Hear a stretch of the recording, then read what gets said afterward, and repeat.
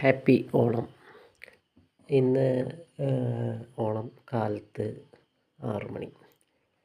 അപ്പം നമ്മൾ ഇന്നൊരു വെള്ള നാരങ്ങ കറി ഉണ്ടാക്കാൻ വേണ്ടി തുടങ്ങുകയാണ്.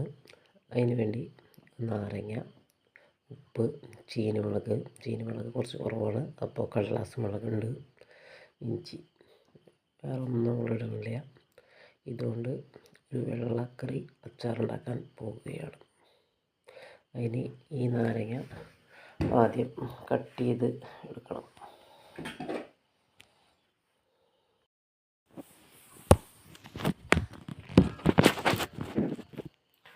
കുഞ്ഞിക്കാണ് കട്ട് ചെയ്ത് പീസാക്കുന്നത്.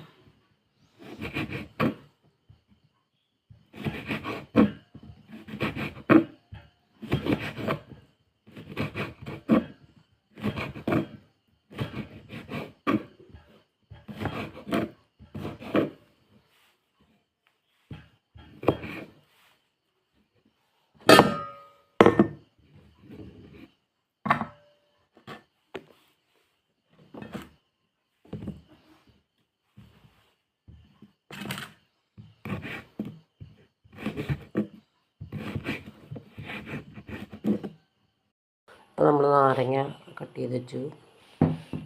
പച്ചമുളക്, ചീനിമുളകും കൂടിയിട്ട് വെള്ള കടലാസ് മുളകും ചീനിമുളകും കട്ട് ചെയ്തു.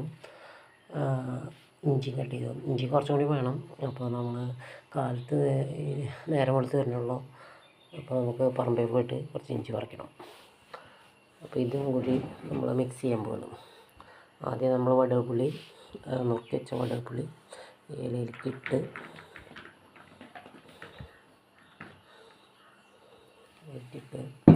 അതിലേക്ക് ചീനിമുളക്, ചീനിമുളകും